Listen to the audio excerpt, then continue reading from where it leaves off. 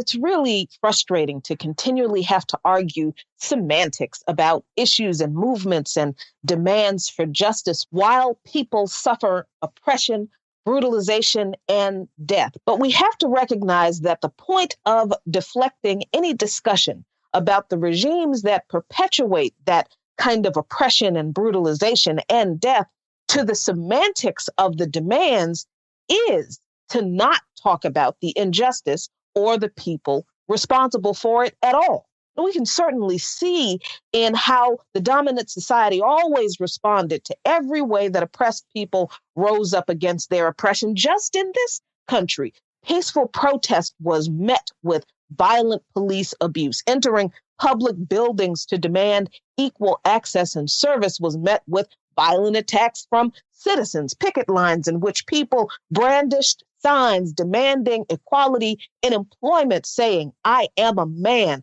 were met with military members brandishing weapons with fixed bayonets pointed at them, singing and chanting and clapping in the streets to demand an end to racial, economic, and gender inequality in society, unjust labor practices, the denial of access to the ballot box was always repeatedly, systematically met with violent police repression, arrests, and public condemnation of those fighting for justice. But not before politicians and the media perpetuated anti-justice propaganda that focused the attention of the public on allegedly objectionable words rather than the definitely objectionable actions that need correcting. This isn't done because people don't understand what the words attached to these protests for justice meant. It was obviously done, and it is still done, because they just don't want to talk about the injustice the protests are about.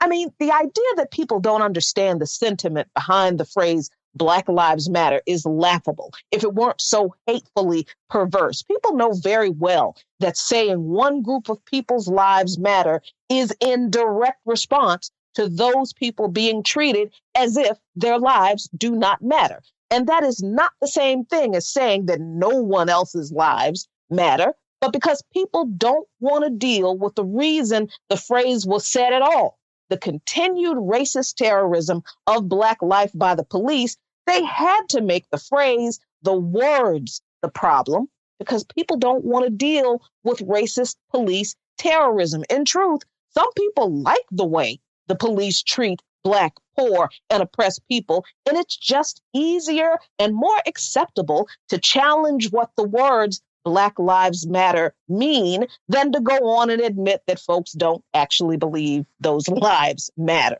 The same is true with defund the police. People aren't confused about what those words mean. What people don't want to do, again, is deal with the reasons people are calling to defund the police. And honestly, more than half this country has accepted defunding public education, affordable housing, social safety nets, and healthcare for decades.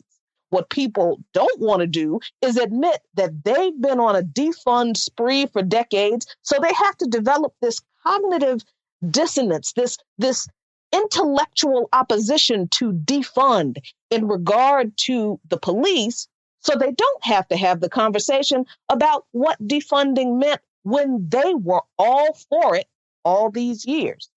The same is true for the intellectually dishonest conversation in the media and among politicians about the boycott, sanction, and divest movement in regard to Israel.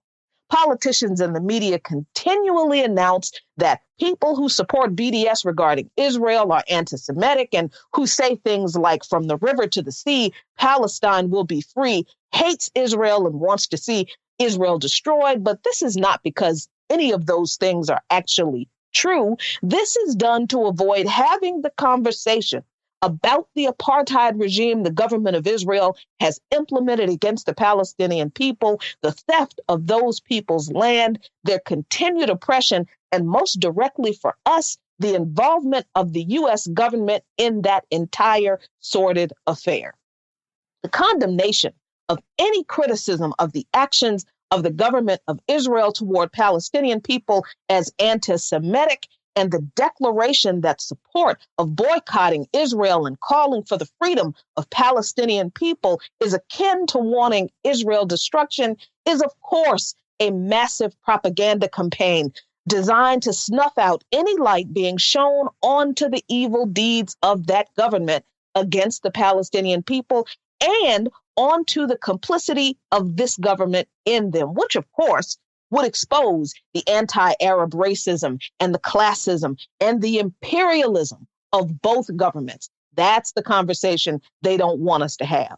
But it would also shed more light onto the absolute hypocrisy of anyone in this government or society condemning the support of boycotting, divesting from, and sanctioning Israel for its clear apartheid government, while at the same time being silent on this government also imposing life-threatening sanctions against other governments that it considers enemies whose only crime is usually to oppose U.S. Western imperialism and dare to fight for their own self-determination without U.S. interference.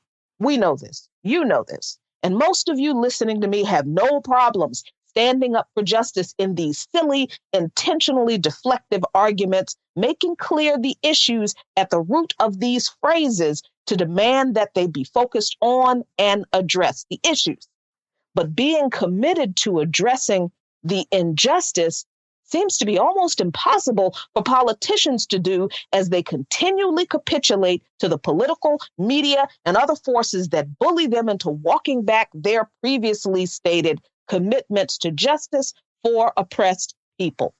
Whether it's politicians who refuse to unequivocally insist that Black Lives Matter, that discussion should be had about defunding the police, or standing by the sentiment that from the river to the sea of their occupied land, Palestinians will one day be free of that occupation and oppression, the movements for justice behind these phrases can never realize their full political power to illuminate the need to liberate the oppressed if the politicians who we vote for to stand up for us in these matters are continually compelled to back down from the very fights for justice that we expect them to engage in.